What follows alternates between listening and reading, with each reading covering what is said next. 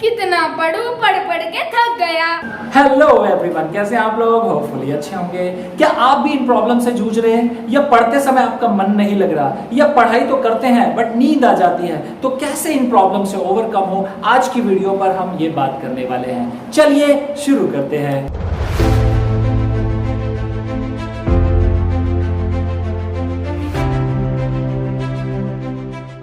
सबसे पहला पॉइंट आता है हमारा हाउ टू फोकस योरसेल्फ। अपने आप को हमें फोकस कैसे करना है, तो यहां पर जो है दो बातें हमें सीखनी होगी। नंबर वन, पहली बात हमेशा ध्यान रखें, याद करें उस मोमेंट को जब आपने ये प्रोफेशनल कोर्स या प्रोफेशनल स्टडी में जाने का सोचा था। क्या रीजन थी आपके पास, क्यों आपने ये चुनाव किया था कि मुझे सीए या सीएमए या सीएसई बनना है? क्यों आपने दूसरे स्टूडेंट की तरह कोई अलग कोर्स क्यों नहीं चुना? तो इस बात को हमेशा ध्यान रखें, अपने माइंड में लाए कि मैंने ये जो कोर्स ऑप्ट किया है ये किस वजह से किया था।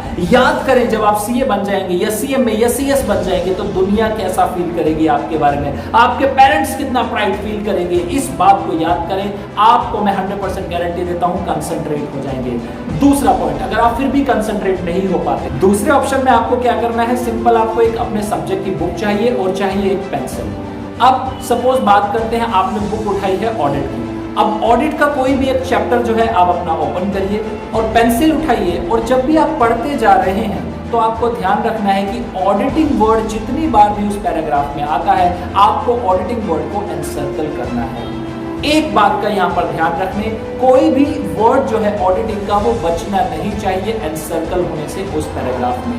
5 मिनट्स तक लगातार जब आप ये एक्सरसाइज करेंगे तो आप देखेंगे कि आपका जो माइंड है वो पूरा कंसंट्रेट हो चुका है। आप जितने भी एनसर्कल करेंगे उस समय आप ध्यान देना कि जो भी बाहर अगर कोई शोर हो रहा था या बाहर कोई आपस में बात कर रहे थे वो आपको सुनाई भी नहीं देगी, क्योंकि आपका पूरा फोकस किस समय था, ऑडिटिंग वर्ड को एनसर्कल करने में। तो जब ये 5 मिनट हो जाए तो आप इस एक्सरसाइज को बंद कर सकते हैं और आपको जो अपना टॉपिक पढ़ना था वो स्टार्ट कर सकते हैं। सेकेंड पॉइंट जो होता है शेड्यूल बनाने का हमारा, स्टूडेंट्स क्या करते हैं, शेड्यूल तो बना लेते हैं, इजीली बन जाता है शेड्यूल, बट फॉलो कैसे करें इसमें बड़ी दिक्कत आती है। जितने भी स्टूडेंट्स होते हैं शेड्यूल को फॉलो नहीं कर पाते, तो उसका मैं आपको एक तरीका बताता हूं। आप क्या करें, अपने शेड्यूल को जो है डेली टारगेट्स में उसे ब्रेक करें। जो भी आपने 1 महीने या 15 दिन या 20 दिन या 1 हफ्ते का जो भी आपने शेड्यूल बनाया है उसे डेली टारगेट में सेट करें, और अपने आप से प्रॉमिस करें कि जब तक मेरा टारगेट पूरा नहीं हो जाता मैं सोऊंगा नहीं या सोऊंगी नहीं। ध्यान रखिए, आपको टारगेट हर हाल में पूरा करना है, उसमें कोई भी आपका एक्सक्यूज नहीं चलेगा। अपने आप से प्रॉमिस करें, अपने आप को कमिटेड करें कि मुझे ये करना ही करना है, पूरा डेडिकेटेड होकर उस टारगेट को खत्म करें। और जैसे ही आप धीरे धीरे धीरे धीरे ये हैबिट अपनी डेवलप करेंगे तो आप देखेंगे कि जितना भी कोर्स है आपका वो पूरा हो जाएगा, इजीली आप शेड्यूल को भी फॉलो कर पाएंगे।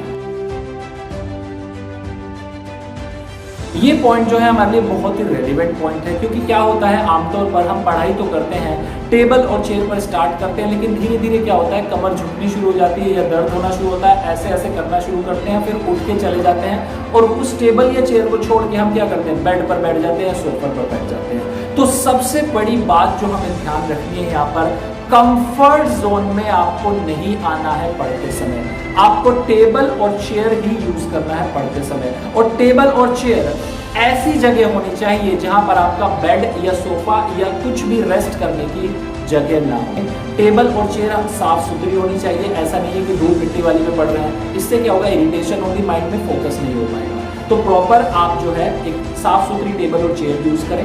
एक वाटर बोतल हमेशा अपने साथ रखें और पानी पीते रहें। पानी पीने से क्या होता है, साइंटिफिक रीजन मैं आपको बताता हूँ, हमारा पीएच लेवल जो है बॉडी का वो मेंटेन रहता है, और जो माइंड है हमारा वो भी कूल रहता है, क्योंकि हमारी बॉडी जो बनी है वो एटलीस्ट 70% वाटर से बनी है। ओरल रिवीजन से कहने का मतलब क्या है मेरा, कि जब भी आप कोई टॉपिक पढ़ते हैं, जैसे सपोज आपने कोई थ्योरी का टॉपिक पढ़ा, अब उस टॉपिक को आपने आज पढ़ लिया, कल जब आप उठेंगे तो इन केस अगर आप उसे रिवाइज नहीं करते हैं तो एटलीस्ट 60 से 70% ही आपको वो याद रहता है।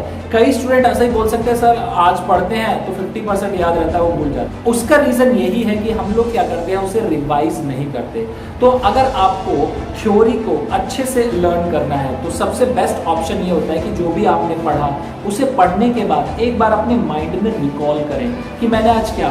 सपोज आपने कंपनी लॉ का सेक्शन 139 पढ़ा जो बात करता है अपॉइंटमेंट ऑफ ऑडिटर्स की, तो आप उसे रिवाइज करें कि अपॉइंटमेंट ऑफ ऑडिटर्स कैसे हुआ करता था, क्या उसमें प्रोविजंस थे। जब आप इसे रिवाइज करेंगे तो आप क्या देखेंगे कि ये जो प्रोविजन है आपको ज्यादा लंबे समय तक रिटेन रह पाएगा माइंड। तो जब भी आप प्रोविजन पढ़े तो आप क्या करें, जो भी आपने प्रोविजन पढ़ा था उस पूरी प्रोविजन को या तो एंड ऑफ द डे में रिवाइज कर ले, अपने लिए 5 मिनट या 10 मिनट दें अपने आप को ताकि आप रिवाइज कर सके उस कंसेप्ट को। इन केस अगर आप नहीं कर पाते रिवाइज तो आप जब नेक्स्ट डे स्टार्ट होगा, जब भी आप प्रोविजन कोई नया पढ़ने जा रहे हैं तो उस प्रोविजन को स्टार्ट करने से पहले 5 मिनट जो है जो आपने प्रीवियस प्रोविजन पढ़ा उसे एक बार रिवाइज करें। इस रिवीजन से क्या होगा, आपका जो प्रोविजन है वो माइंड में इजीली रिटेन हो जाएगा और आप जो आगे के कंसेप्ट पढ़ेंगे वो भी आपके इजीली याद हो जाएंगे।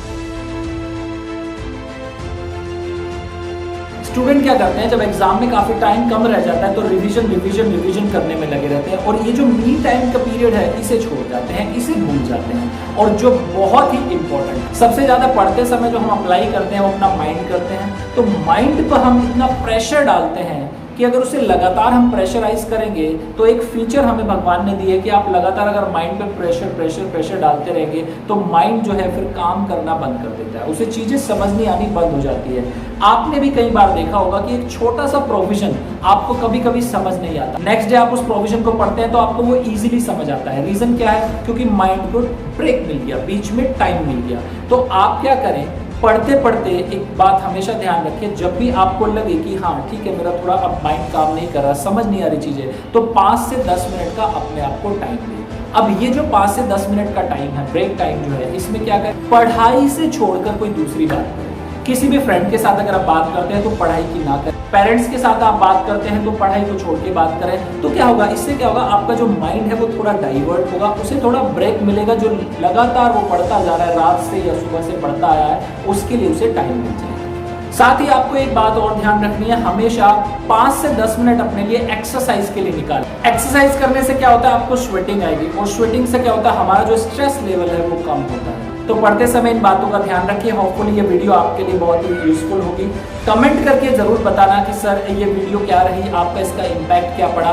इन केस कोई स्टूडेंट चाहता है कि मैं कोई ऐसे ही कंटेंट पर या कोई इससे रिलेटेड कंटेंट पर वीडियो बनाऊं तो जरूर कमेंट सेक्शन में बताएं या व्हाट्सएप या टेलीग्राम पे बताएं।